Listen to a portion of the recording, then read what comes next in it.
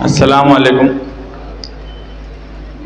सबसे पहले मैं अबू आसिम आज़मी साहब और रईस शेख साहब इनका मालेगांव शहर की तरफ से शुक्रिया अदा करता हूं कि ये दोनों एमएलए हमारे लीडर मालेगांव शहर के लिए सिर्फ सनत का सवाल नहीं, मिल्लत का सवाल हो या कोई डेवलपमेंट का सवाल हो, ये मुसलसल कोशिश कर रहे हैं। महाराष्ट्र में जहाँ भी मिल्लत का मामला आता है वहाँ अबू आसिम आज़मी साहब बोलते हैं। जब मैंने रईस शेख साहब की ये लक्ष्य विधि जब लगा और उनकी बात सुनी, मैं भी कारपोरेटर हूँ, मैं भी हॉल में बोलता हूँ, मगर उनका जब मैं सुन रहा था, मैं ये बात अभी भी मानता हूँ कि सरकार हमारे लिए अच्छा सोचेंगी ऐसा मैं मानता ही नहीं हूँ। मगर जिस ढंग से इन्होंने बात रखी असेंबली में वो बड़ी कमाल का तरीका था और ऐसा लग रहा था कि कोई स्टूडियस पर्सन अपनी बात रख रहा है। और बात रखना एक बात है, बात मनवा लेना ही लीडरी और कमाल है। और ये रईस शेख साहब में मैंने ये कमाल देखा।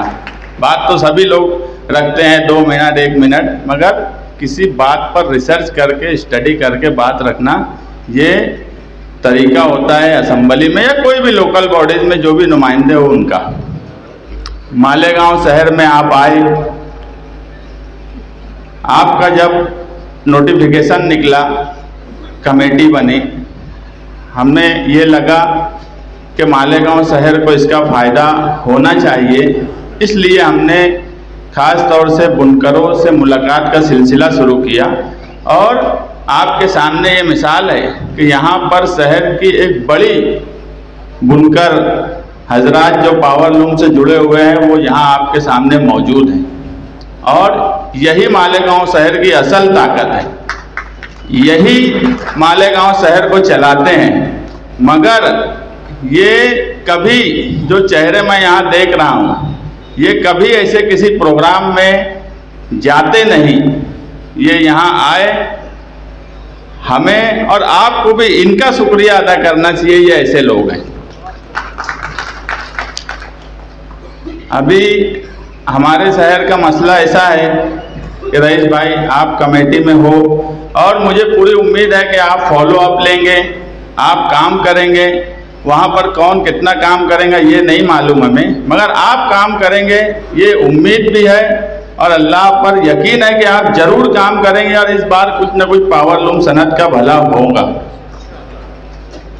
काम हम भी यही चाहते कि सब लोग मिल के करें।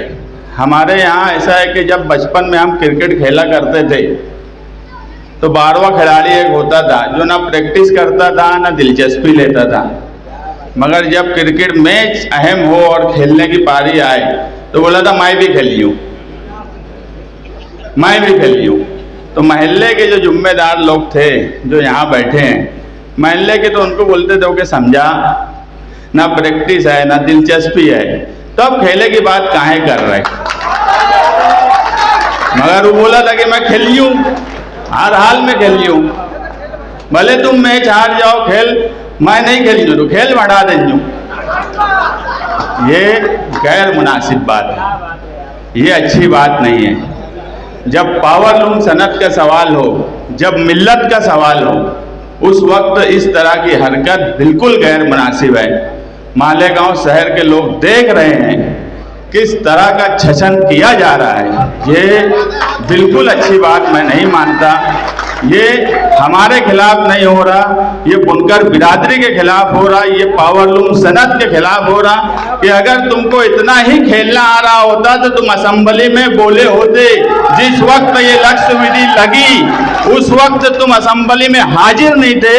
आपको 19 तारीख का नोटिफिकेशन, आप 20 तारीख को बोलते हो कि 20 तारीख को उस पर क्वेश्चन लगा, 13 दिसंबर को रईस शेख साहब वहां बोल रहे थे, आपको तारीख तक नहीं पता है। तो मेरी आपसे हाथ जोड़ के गुजारिश है कि आप साथ में काम करिए, बहुत अच्छी बात है। रईस शेख जैसा स्टूडियस एमएलए आपके साथ है, हमारे साथ भी अगर कोई कारपोरेटर दूसरी पार्टी का भी रहेगा, उसको मालूमात है और वो भला कर सकता है, तो मुझे कोई हिचकिचाहट नहीं है उससे मालूमात लेके काम करने की।